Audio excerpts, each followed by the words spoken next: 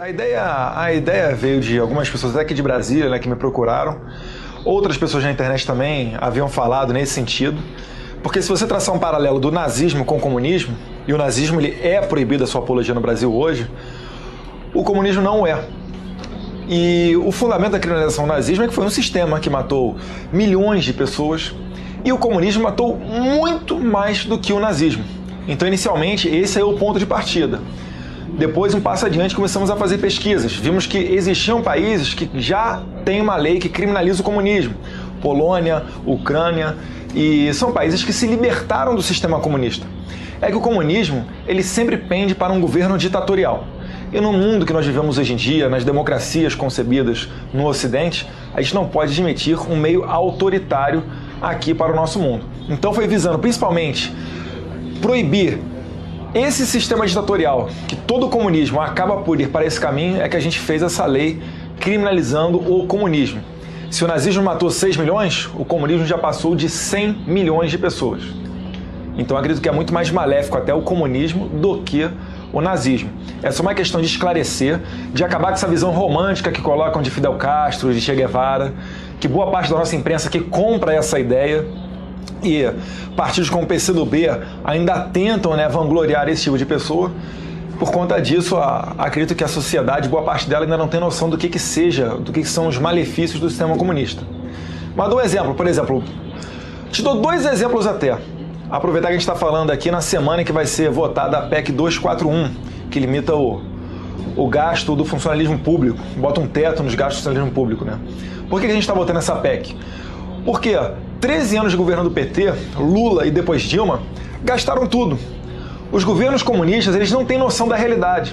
Eles acham que o preço é uma coisa que o empresário malvadão, que só quer o lucro, coloca aquilo dali tentando sugar o máximo do consumidor.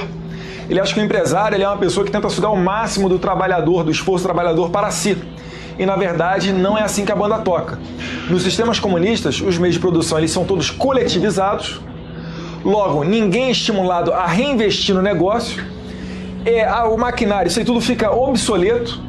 E aí acaba que você se depara com situações como a de Cuba, que tem materiais ali, maquinária, etc., dos anos 50, 60, e não evolui isso daí. A ex-União Soviética também perdeu a corrida, né, para os Estados Unidos na corrida na evolução tecnológica. Fez ruir mais tarde a União Soviética. Então essa ideologia falida de décadas é que estão tentando trazer para cá. Parece que quando um sistema fica falido no mundo, tentam reinventá-lo no Brasil, né? E a gente fica aqui gastando energia com isso, pagando altos salários para deputados, para a gente ficar aqui discutindo esse tipo de matéria. Para mim isso aí já deveria ser matéria vencida, pelo menos desde a queda do Muro de Berlim em 89. Sim, nós temos exemplo, por exemplo, 5 milhões de fome na Ucrânia, quando a União Soviética confiscou as sementes daquele país. O Vietnã, quando o Vietnã do Sul, né, teve as tropas americanas que saíram dali, o Vietnã do Norte, com armas da China, desceram para o Vietnã do Sul, e depois ali Camboja e Laos, 3 milhões de mortes. Isso tudo aí são mortes que ocorreram em virtude da implantação do sistema comunista, que vai eliminando seus opositores. Na União Soviética, o nosso querido Stalin falava, quer trabalhar na Sibéria? Não. Então você vai ter que fazer o que eu quiser. Se não, trabalhar na Sibéria, se você não quiser ir para o paredão. Fidel Castro também. Começou a revolução fuzilando seus opositores, a cubana. Então essas é que são as bases. Se quiser fontes exatas, aí eu tenho que pegar um livro aqui para pegar a fonte certinha para você.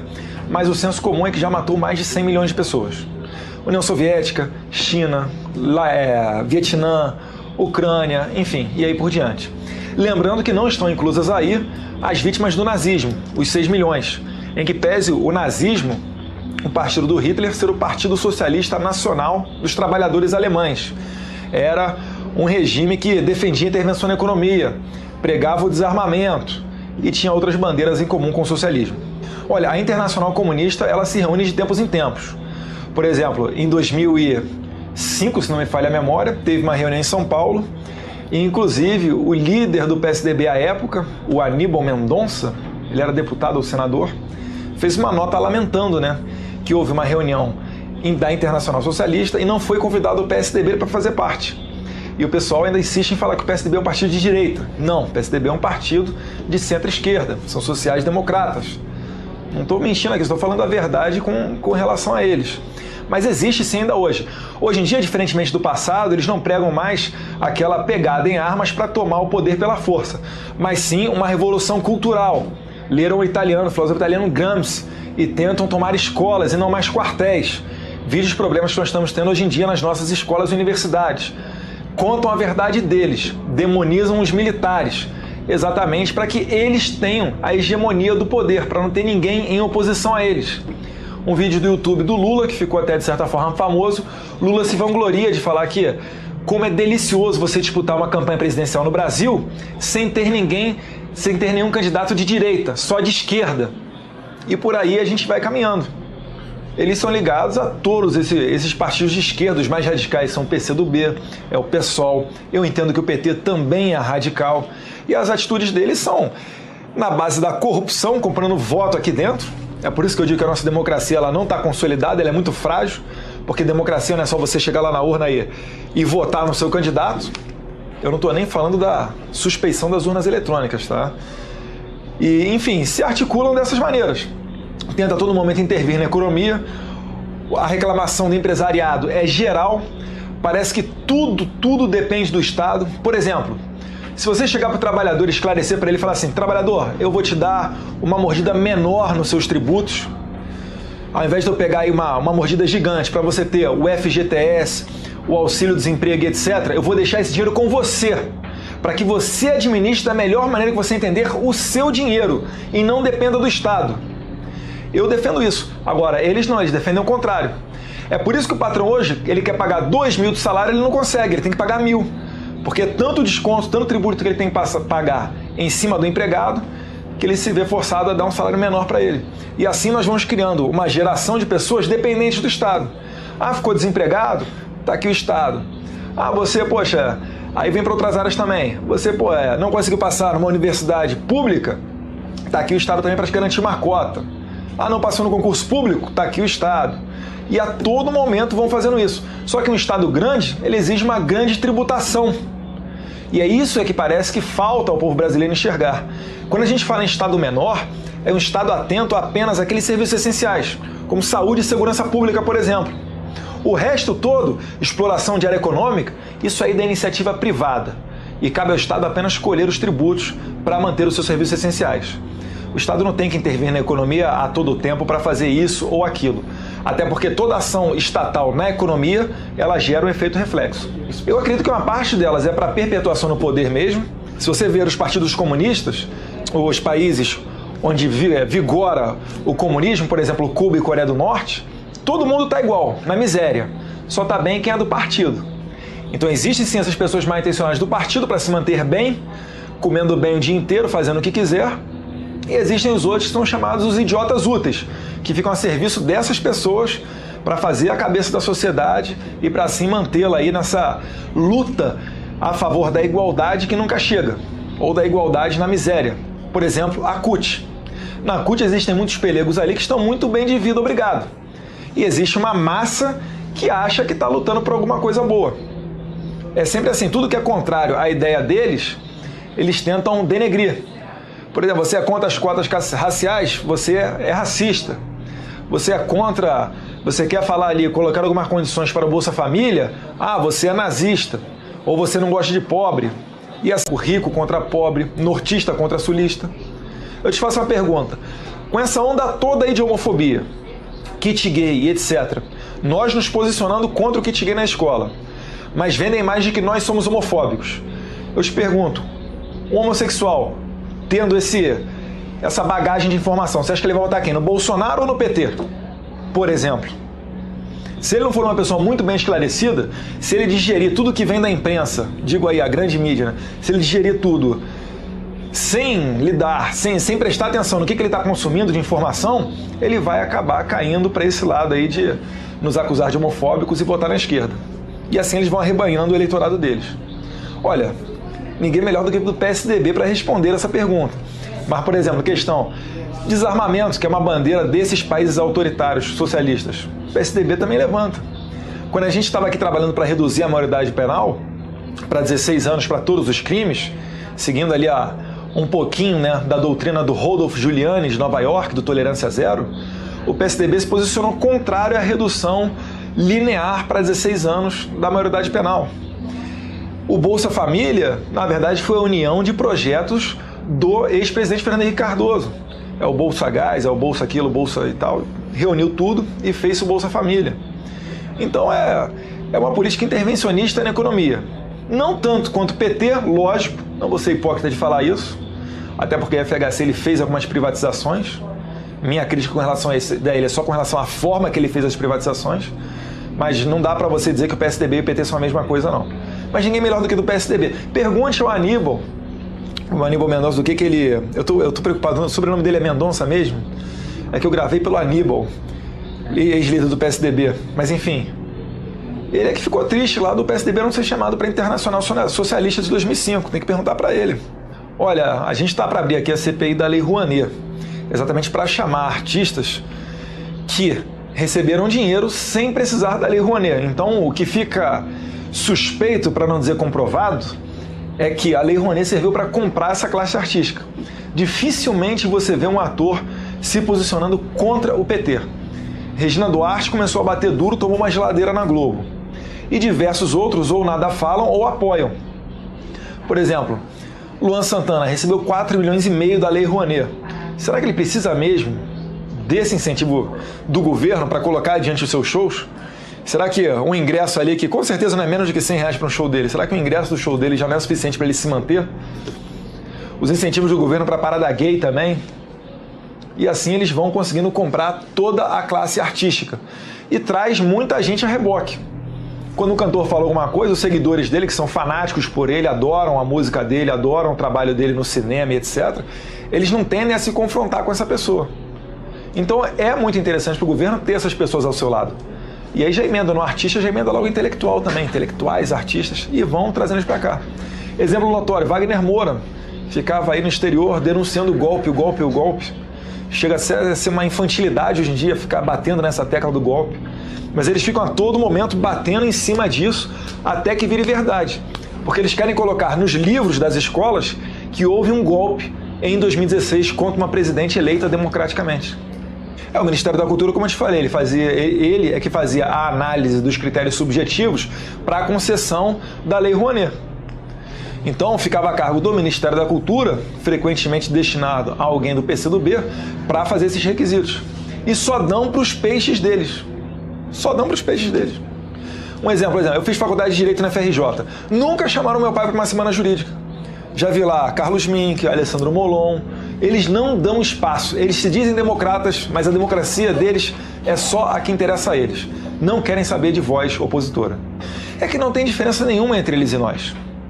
Uma pessoa, por exemplo, que mate um homossexual só por ele ser homossexual, isso aí é no mínimo, um homicídio fútil ou torpe, que já é crime qualificado, que já entra na lei de crimes hediondos. Agora vai falar o quê? O cara chega aqui, dá um tiro em você, ele pega até 20 anos de cadeia. Aí dá um tiro no homossexual, ele pega até 30? Mas por quê? Eu não vejo razão para essa distinção. O que o homossexual quer, ele quer respeito. Ele não quer uma lei para se colocar acima de ninguém. Agora, usam eles de massa de manobra para chegar aqui dentro e conseguirem interesses outros. Por exemplo, o concurso público para pessoas LGBT. Eu te pergunto, como é que vai se aferir se aquela pessoa é homossexual ou se ela é heterossexual? Agora, quando a gente levanta a voz aqui para levantar essa discussão, já falam que nós somos homofóbicos. E de forma nenhuma não somos. Olha, a PEC 241, você pode até discuti-la, né? A dosagem dela e etc., que visa aqui fixar um teto para funcionalismo público. Mas já é um bom primeiro passo. Na sua casa, se você ganha R$1.000, por exemplo, você não vai gastar R$2.000 com roupa. E é isso que essa PEC tenta trazer um limite. Eu sei que vai apertar os cintos, eu estava até falando que eu votaria favorável para que nós, deputados, apertássemos os cintos aqui dentro também. Eu sei que não vai mudar nada na ponta da economia você reduzir verba de gabinete, mas reduz uns 10%, retira auxílio paletó, isso ou aquilo. Para mim vai fazer falta. De repente para o vizinho aí que o salário é o troco do café, tem uma renda muito maior com outras rendas, para ele não vai fazer tanta falta não. Mas eu acredito que a gente tem que dar o exemplo. O governo Temer tem uma excelente oportunidade agora para cortar funcionalismo ali, os cargos comissionados que falam. Infelizmente, tem que cortar. Para dar o exemplo, não pode você ditar que os outros têm que apertar os cintos e você ficar folgado. Mas é bem-vinda assim, porque ela fixa que você não poderá dar aumento ao funcionalismo público como você bem entender. Isso aí fica restrito à inflação do ano anterior. Essa é a principal medida deles. E ainda vem aí também a reforma da Previdência, a gente vai ter que discutir muita coisa que tem nela, mas são ações que visam organizar a casa. Nós temos dois caminhos. Ou a gente vai para esse lado das medidas de austeridade fiscal, ou a gente vai para uma situação igual à Grécia, onde a dívida consome mais de 100% do PIB, que são os produtos e serviços ali produzidos pelo país. Se a gente chegar a mais de 100%, aí, meus caros, a nossa geração que tem 30 anos vai ver algo que nunca viu na vida, que é a inflação galopante, etc. Me parte o coração ter que votar a favor. Esse final de semana aqui eu fiquei junto com o deputado de Bolsonaro e ficou sem dormir, cara. Ficou argumento para lá, argumento para cá, liga para um, liga para outro, como é que vai ser, como é que não vai ser, o relator mudou o relatório da PEC e tal, e tal, e tal. Até hoje de manhã, quando a gente teve uma reunião com civis e militares para acertar o nosso voto favorável à PEC 241. Mas de fato, é uma medida antipopular, mas é necessária. Esse inicial aqui é na parte econômica, né? Na parte da segurança, eu acredito que nós já experimentamos um bom período, desde o governo FHC vem sendo implantadas medidas de cunho de direitos humanos no nosso país. Então, é aquele caso, o policial, nos Estados Unidos, ele ganharia uma medalha por aquela ação, por ter matado um criminoso, aqui no Brasil é posto em suspeição. Não foi o caso de um policial, mas eu exemplifico bem com o caso da Ana Hickman. O cara baleou uma mulher dentro de um quarto de hotel, onde estavam a Ana Hickman, o cunhado dela e mais uma assessora. O cara baleou a assessora. O cunhado da Ana Hickman ia morrer mesmo, né? Reagiu, conseguiu matar o sujeito lá, o lunático da cabeça. E o Ministério Público agora está processando o cunhado da Ana Hickman por excesso, porque ele deu tiro na cabeça do cara. Tem que pegar esse promotor e fazer a mesma coisa com ele. Desculpa aqui. Tem que chegar com ele, botar ele num quarto, com a cunhada dele, o assessor, pegar um louco com uma pistola, dar um tiro no cara e falar, promotor, se você der um tiro no lunático aqui, você vai ser processado, tá? Tem que dar 2 na perna. Aí eu passo a acreditar nele. Mas é um bundão, e aqui eu faço uso da minha imunidade parlamentar mesmo, é um bundão, duvido até que ele tenha coragem de ir à frente de uma, como o deputado Jair Bolsonaro fala, de uma reintegração de posse ou alguma ação policial mais sensível. Mas agora, para o conforto do seu ar-condicionado ficar falando que tinha que dar tiro na perna, preservar a vida, etc., aí ele é bom. E o policial, ele acaba que ele fica não estimulado a trabalhar. Se você se colocar no lugar do policial hoje, você vai para uma ocorrência de troca de tiro. Você vai sair dali ou com um processo nas costas e ninguém vai te defender, você vai ter que pagar o teu advogado, vai ter que se virar, ou se ele não apertar o gatilho, ele vai para o cemitério. Como é que você quer que combata um crime organizado, um tráfico de drogas, 60 mil pessoas morrendo aqui no país por ano, proporcionalmente aí equivale a uma guerra do Iraque, a guerra do Afeganistão? Como é que você vai combater isso aí com rosas? Não existe. Agora, ao invés de encarar um problema de frente, ficam com hipocrisia. Eu tenho pena do policial lá na ponta. Tenta aqui mostrar para a sociedade essas coisas que estão erradas. E eu torço a Deus para que o recém-possado presidente Temer, para que ele mude essa postura. Para que ele coloque pessoas à frente de seus ministérios com uma visão muito mais do policial do que uma visão dos direitos humanos. O Temer, inclusive, foi secretário de Segurança de São Paulo, né? Ele criou a Delegacia da Mulher, quando esteve à frente, acho que foi até dessa secretaria mesmo. Enfim, ele até, o ministro da Defesa, o Raul Jungmann, em que pese ser desarmamentista, provou agora nas Olimpíadas que estava preocupado com a sua tropa, quando mandou aqui para a Câmara dos Deputados um projeto para que os militares que estavam na operação das Olimpíadas, caso tivesse algum problema, para que eles fossem julgados pela Justiça Militar e não pelo Tribunal do Júri. É exatamente isso que a gente pede, uma retaguarda jurídica para as forças de segurança pública poderem agir. Uma pena que foi uma lei temporária que só valeu durante o período das Olimpíadas. Tinha que valer o ano inteiro. Esse é que é o problema. Por exemplo, voltei agora do Ceará. Fui lá no Ceará há pouco tempo.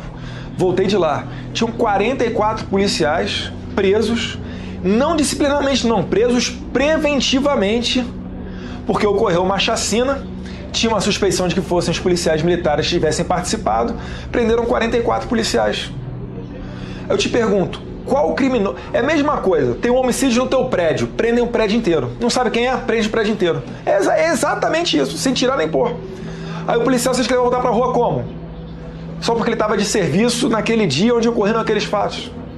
Se tiver alguém que cometeu mesmo a chacina, tem que ser punido. Não estou pregando aqui o caos na sociedade, que todo mundo faz o que quiser e dane-se. Não, aqui tem que ter um sistema de justiça. Agora, medidas como essa, realmente, a gente está na segurança pública que a gente merece.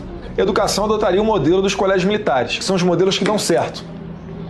Exemplo clássico também. Tudo que eu falo aqui, a gente não precisa inventar a roda. Tudo que eu estou falando para você aqui, eu sempre tento citar um exemplo, para você perceber que são medidas que dão certo. Escola, ano passado, na escola, a gente está em 2016, não, foi 2014, numa escola estadual de Manaus, que era a pior escola estadual do estado do Amazonas.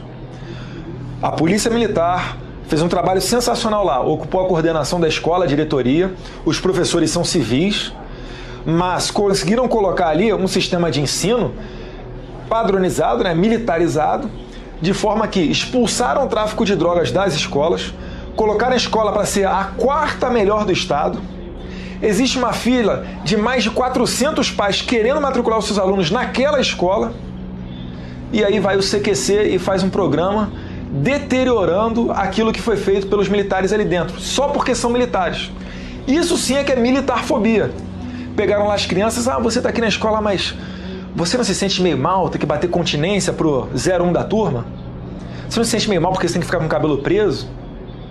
Criança, meus caras, criança ela tá na fase de aprender, ela tem que ter disciplina. Não pode ser uma liberdade desmedida para ela, não. Ela tem que saber ali que ela tem que fazer o dever de casa. O 01 de turma ali, nominal, 160. O 01 de turma ali é o exemplo a ser seguido. Que hoje em dia o exemplo a ser seguido na escola, o melhorzão, o aluno melhorzão é aquele que dá pancada no professor. É aquele que senta no fundão.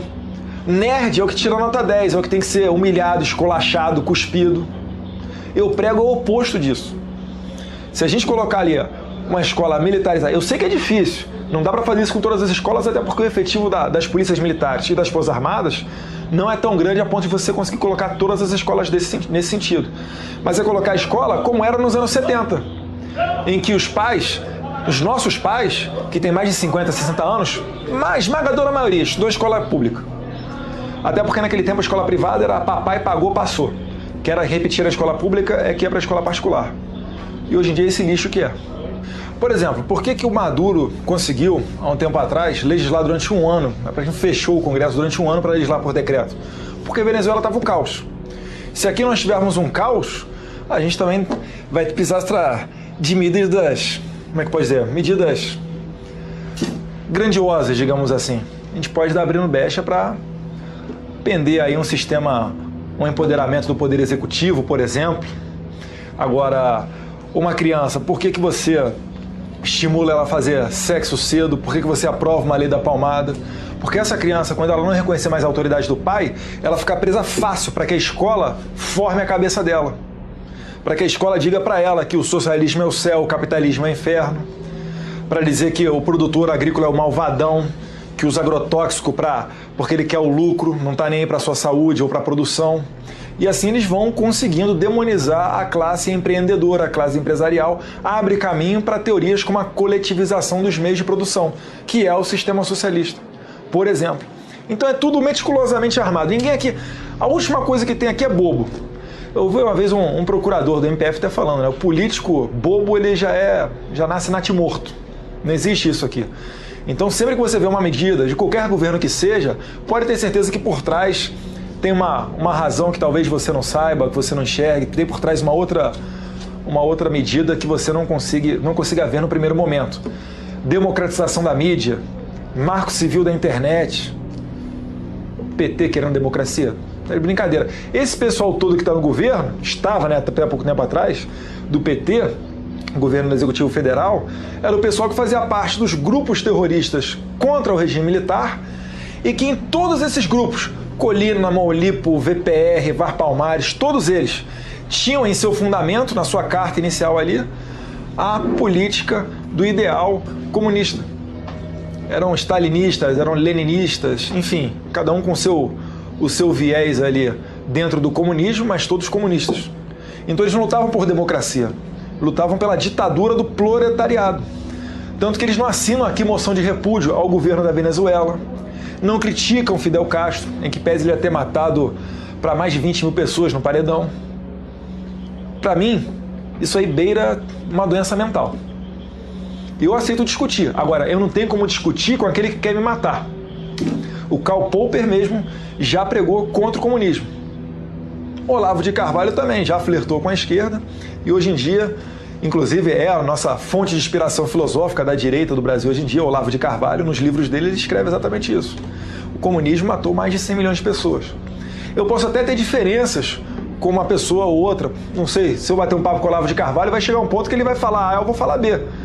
Agora, você vai querer matar outra pessoa só por pensar diferente, aí realmente não tem como a gente começar o papo. A gente tem a ideia de que quem defende o empresário é um político que não representa o povo, né? Que tá defendendo... Na minha cabeça é o seguinte, eu penso que defender o empresariado é defender a geração de emprego. Se você for demonizar os Estados Unidos e expulsar qualquer empresa norte-americana aqui do país, você vai estar gerando desemprego. E é isso que eu sou contrário. A gente tem que mostrar o valor que o empresário tem, assim como o trabalhador tem. Tem que trabalhar em harmonia. Um não é nada sem o outro. O patrão sem empregado não é ninguém, o empregado sem patrão também não é ninguém. E acabou. Eu não sei nada de pilotar avião. Se colocar eu para pilotar um avião, vai dar problema. Manja um pouquinho ali da parte de direito, parte de segurança pública. Aí tudo bem, a gente consegue ir mais a fundo. Agora, você dizer que todo mundo é competente para colocar, para você poder coletivizar os meios de produção, isso aí vai dar problema. Não precisa nem ir longe, vê aqui na Venezuela que já está dando. E, inclusive, desembocando na criminalidade. Caracas, hoje em dia, é o país mais violento do mundo. A taxa de homicídios, que é a maneira pela qual você se mede a violência de um país hoje em dia, lá em Caracas, está com 120 homicídios para cada grupo de 100 mil habitantes.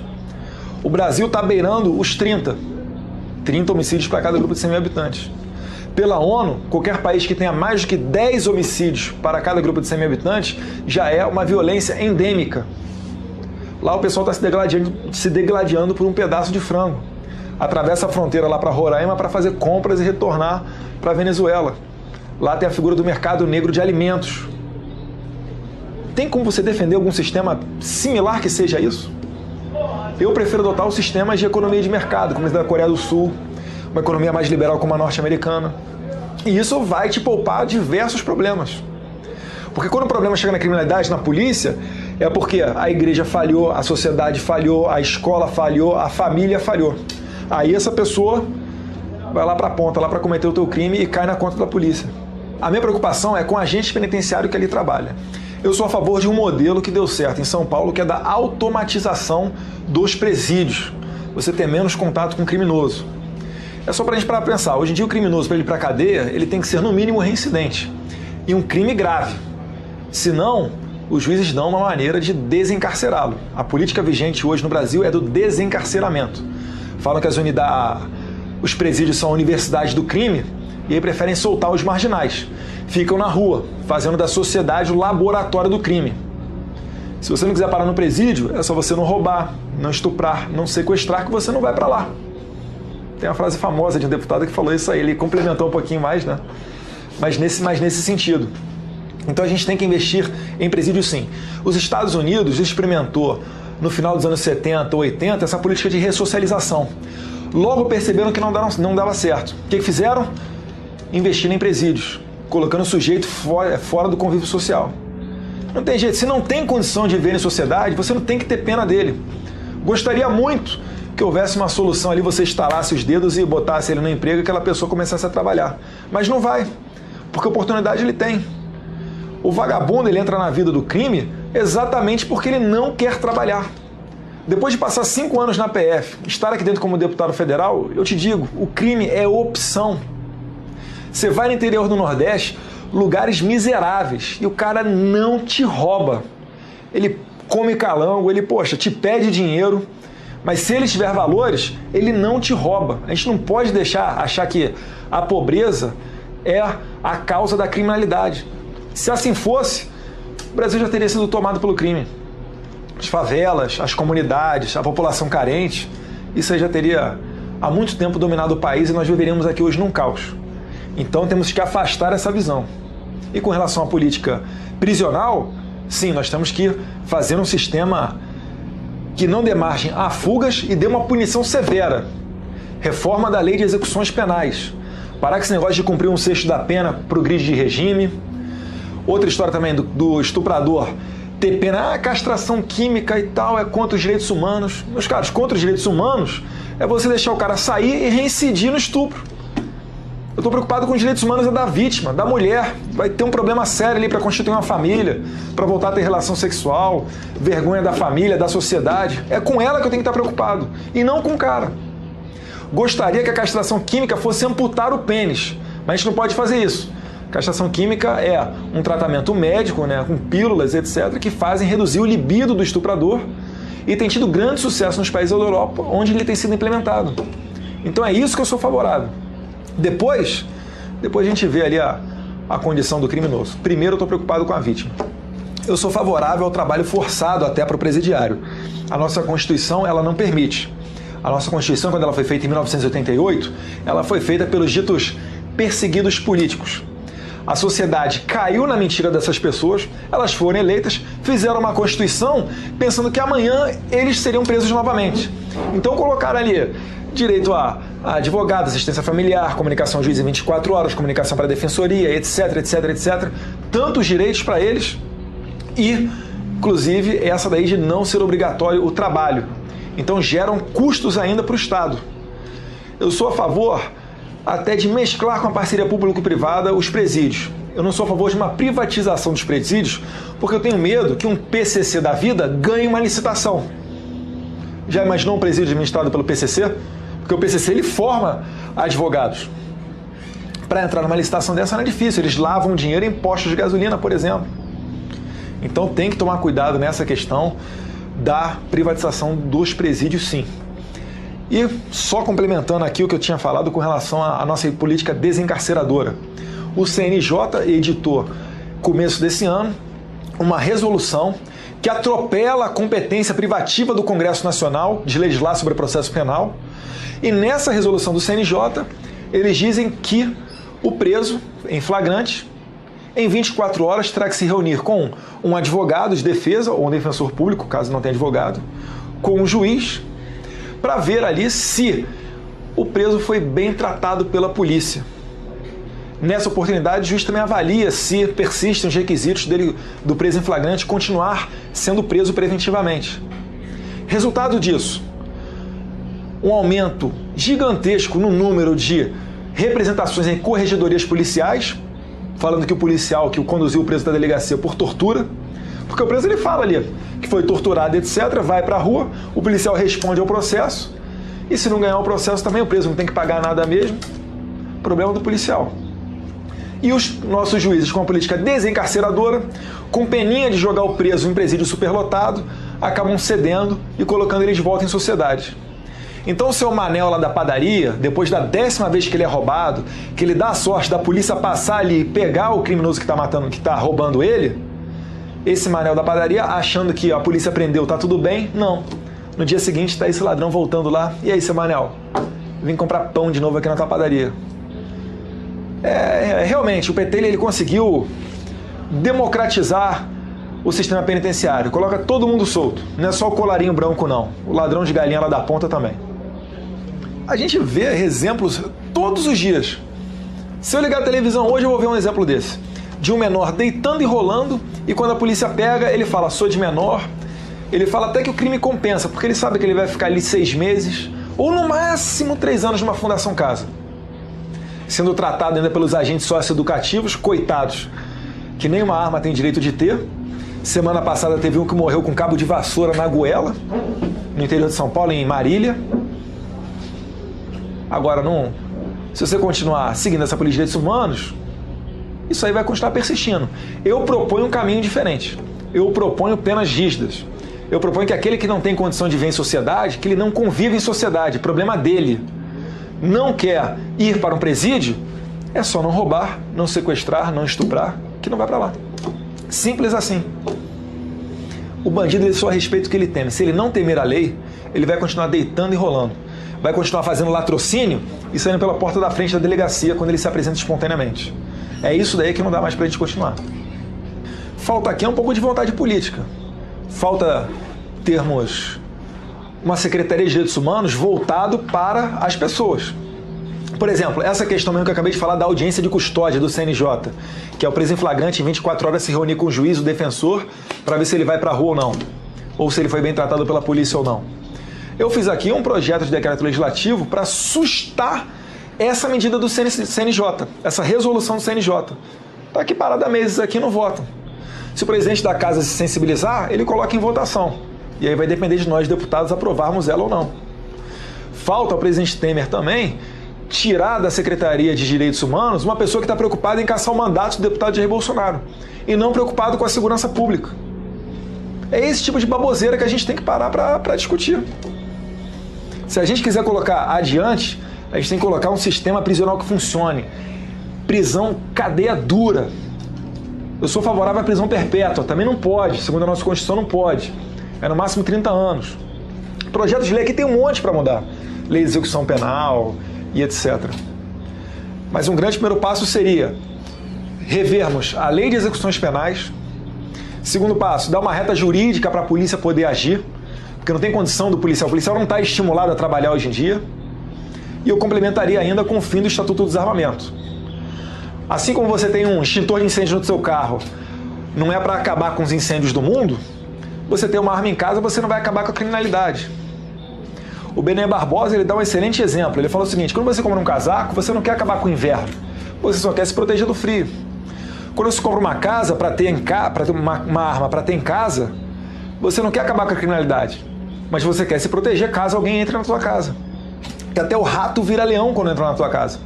Hoje em dia, o que você faz? Tem que torcer para conseguir ligar para o telefone, ligar para o 190, para a polícia em tempo hábil chegar na sua casa e ficar na mão do bandido até lá. Se é que você vai conseguir avisar a polícia, se é que a polícia vai conseguir enviar alguma patrulha para tua casa. Isso quando você não vive em área rural, né? Aí nem se fala. Aí vagabundagem deita e rola. Primeiro, prestando atenção em quem vota. Eu falei agora na campanha de 2016, em que pese ser eleições municipais e não ser competência dos vereadores e prefeitos, mas eu falei, pergunta para o candidato em que você vai votar se ele é a favor ou contra o Estatuto do Desarmamento. Porque amanhã ele está aqui no Congresso. Muitos dos que estão aqui começaram na vereança ou na prefeitura de cidade pequena. Um bom primeiro passo para você fazer. Outro passo.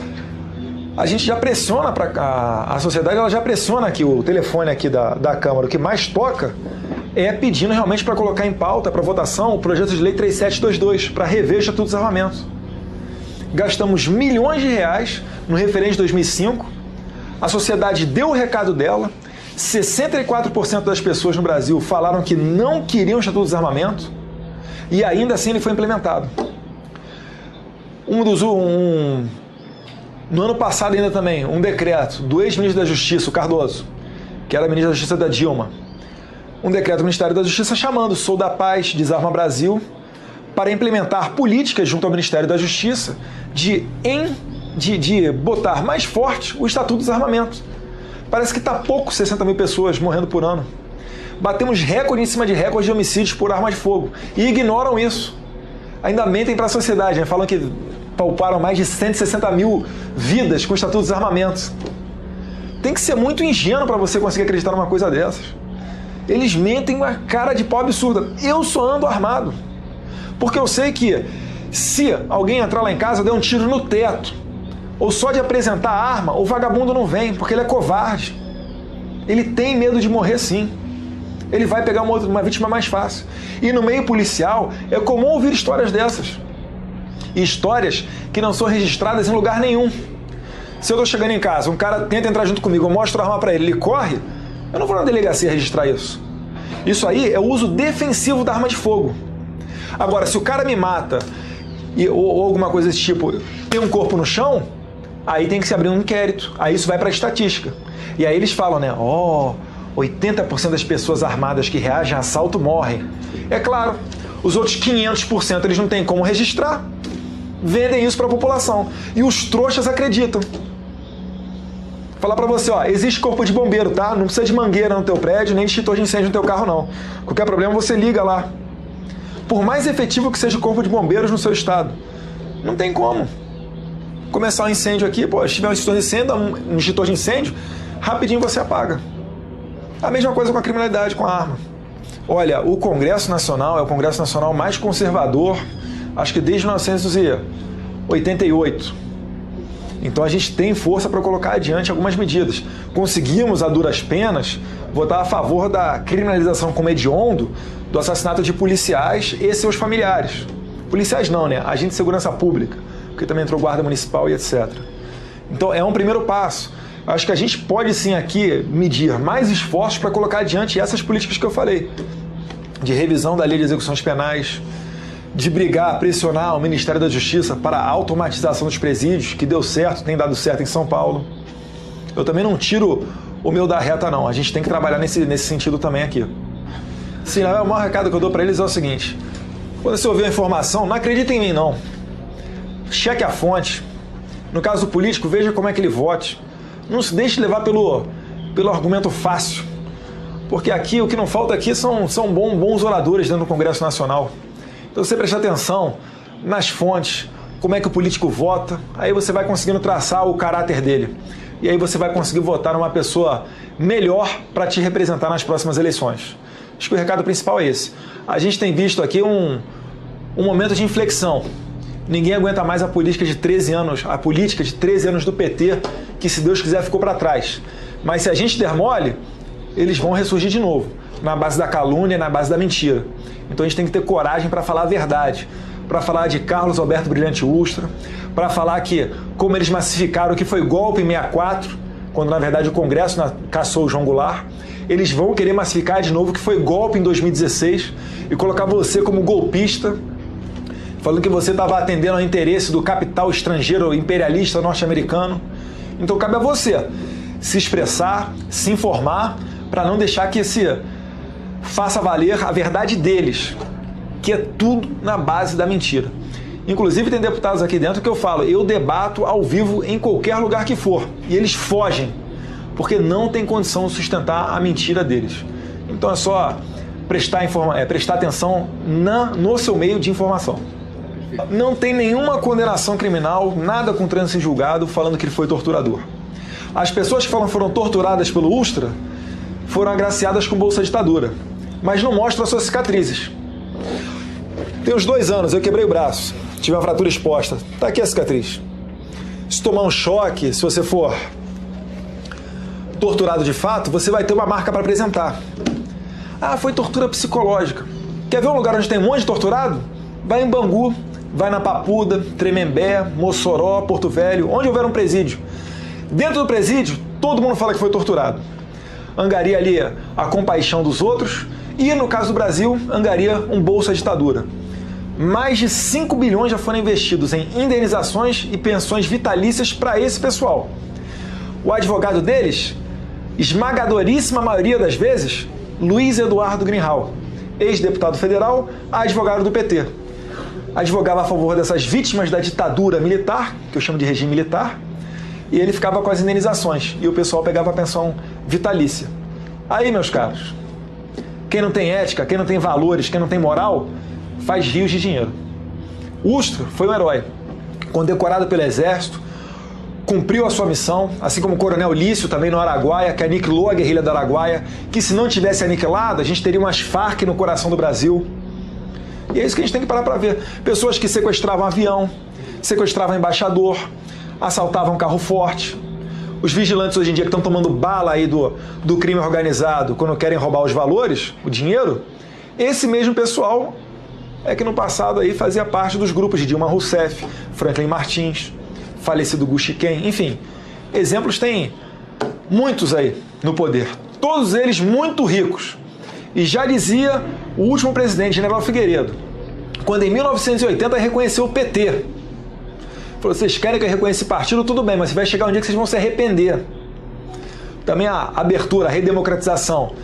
Vocês querem que a gente faça a redemocratização? Nós vamos fazer. Mas haverá um dia que vocês vão pedir de joelho para os militares voltarem. Eu acho que esses escândalos todos de corrupção, ninguém tem dúvida de que até movimentos intervencionistas nasceram em virtude do cenário político que a gente vive hoje em dia. Mas não é porque o militar tem uma alma ilibada, é mais honesto que os outros, não. É porque ele tem hierarquia, tem disciplina, tem preservação dos valores da família. É por isso que eles fazem obra e devolvem o dinheiro, fazem a obra e entregam antes do prazo, como extensão do aeroporto de Guarulhos, como aquela obra lá no Nordeste, acho que no Rio Grande do Norte ou no Ceará, que eles fizeram também, custa 10 vezes menos do que uma obra de uma empresa privada naquelas licitações mandrake que a gente conhece. É por conta disso. Se a gente tiver pessoas amorais no governo, a gente vai ter o rio de corrupção.